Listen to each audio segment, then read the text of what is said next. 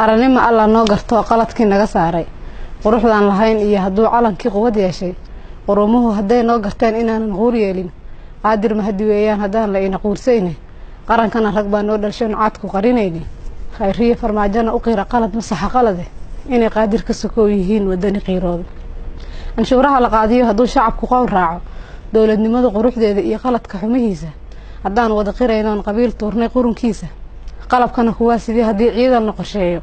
qun yar lala shaqeeyay la qiro abid wanaagooda qalloocana la daayay mushaar quruxsan loo dhiibo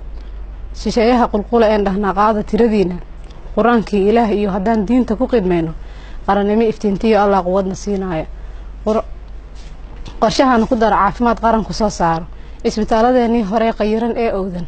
hala qaada daahooda oo quruxa loo taago tacliintana la'aanteed anaan qowl iraahdeen jahligana qaraarkiisa wakiilna kala qubay daayirtana loo helo qorsheyn haga tacliintooda qaraxana baldhiga oo mar qaadir ka xishooda qaracankana ka daa hooyada qaali weeyaane qarankeena noo taagmay aan gabi u qiiroono Soomaaliya adaa quurta necab qowlka ka heshiiya qarankana rag baa noo dhalshoon caad ku qarinayne khayriye farmaajana u qiira qalad masaxa qalade inay qaadir ka sokoo yihiin wadani qiirooda